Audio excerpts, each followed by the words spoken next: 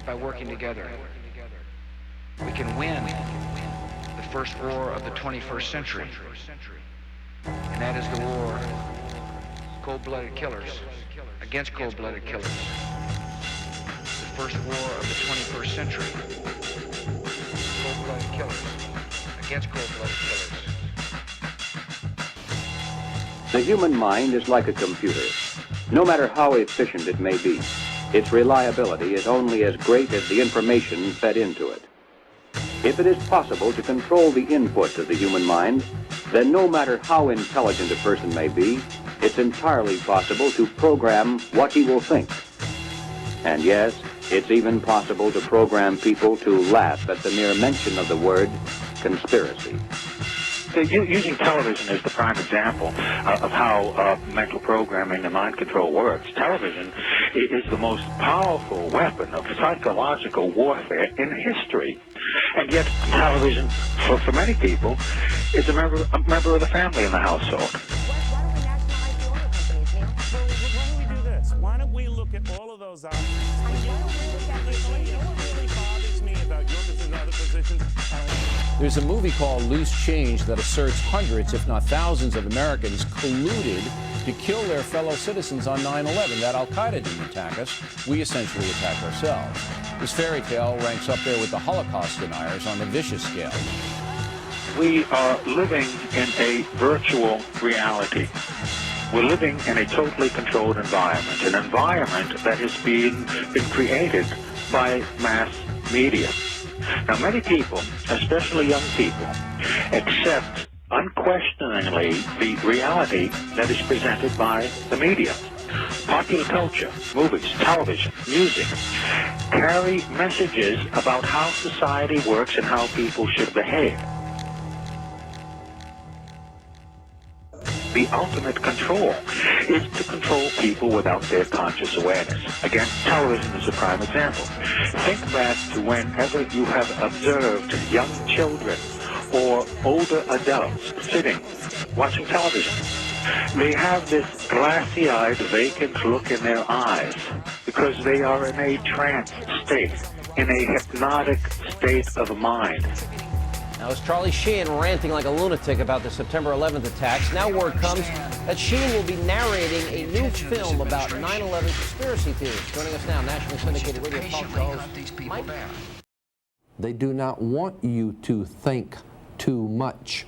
That is why our country and our world has become so proliferated with entertainments, mass media, television shows, amusement parks, drugs, alcohol, and every kind of entertainment to keep the human mind entertained so that you don't get in the way of important people by doing too much thinking. You had better wake up and understand that there are people who are guiding your life and you don't even know it. So there, we have figured it out. Go back to bed, America. Your government has figured out how it all transpired. Go back to bed, America. Your government is in control again. Here's American gladiators. Watch this. Shut up. Go back to bed, America. Here is American gladiators. Here is 56 channels of it. Watch these pituitary retards bang their fucking skulls together and congratulate you on living in the land of freedom. Here you go, America. You are free to do as we tell you. You are free to do as we tell you. Oh, good. Honey, I heard on the news that they figured out that the gun, what happened is that there's an echo and that Kennedy was asking Jackie what it was, and that's why his head flew up. Honey, what time's Gladiators on? Are we missing it? Woo, I'm so glad we're free, honey. There has been a long-held consolidation of ownership of the different medias, press, publishing, film, music, television, consolidated ownership into the hands of very few individuals, the multinational corporations. Today, there are half a dozen multinational corporations that are controlling the information and entertainment choices that people have. The truth of the matter is that increasingly what we see, what we hear, and what we read is being controlled by fewer and fewer fuel large multinational corporations. People don't appreciate this. You know, in the last days of the Soviet Union, you had dozens of newspapers, dozens of magazines, all kinds of radio and television stations. The only problem is that all of that media was controlled by the Communist Party of the Soviet Union or the government of the Soviet Union. We are moving in that direction. There is an illusion of choice that's maintained when you can have 100 channels on your cable system, and how many movies did the studios release a year now?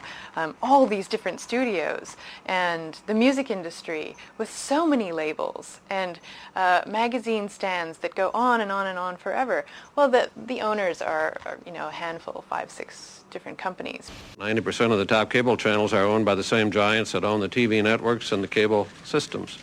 More channels are great, but when they're all owned by the same people, cable doesn't advance localism, editorial diversity, and competition.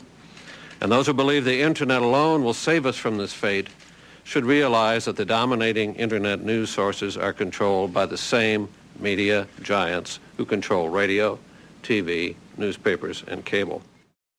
Okay, we say we've got freedom of press in this country, and some folks have said that you've got freedom of press as long as you own it. Well, who owns the media? And when I say that, I mean it not literally, but as far as who controls the information that goes out in the media. An example, NBC is owned by General Electric, and General Electric is one of the top 10, if not top 5 defense contractors. Is NBC going to expose a news story that might in some way impede a contract negotiation, which can mean a lot of money for General Electric? I don't think so. So the point here is that we have elected officials, both Republicans and Demopublicans, that cater to who? Certainly not the common people. We don't have the huge amounts of money to contribute to their election campaigns. The people that contribute the most amount of money are the corporations. And so that representative or senator is going to do what is going to be in the best interest of those corporations. So if the corporations are controlling and influencing our elected officials, we must also take a look at the mainstream media. Who pays the bulk of the advertising dollars that keep the mainstream network news going?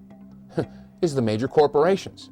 So what we have now is we have corporate control of elected officials, corporate control of the media, and this is why some people are now calling it the corporate Borg, because they have assimilated several different areas of our entire society. The corporations control agriculture, technology, manufacturing, industry, education, communication. They control our elected officials. This is not a government of, by, and for the people. It is a government of, by, and for the corporation. And by definition, when business controls government, that is inescapably fascism. Now, there are two primary means by which people are manipulated and controlled. One is very simple, very basic, and that is simply the control of information and the control of, if we don't have all of the facts on any particular topic, then our judgment is going to be no better than the quality of our information. America forms its opinions by information that's provided to them.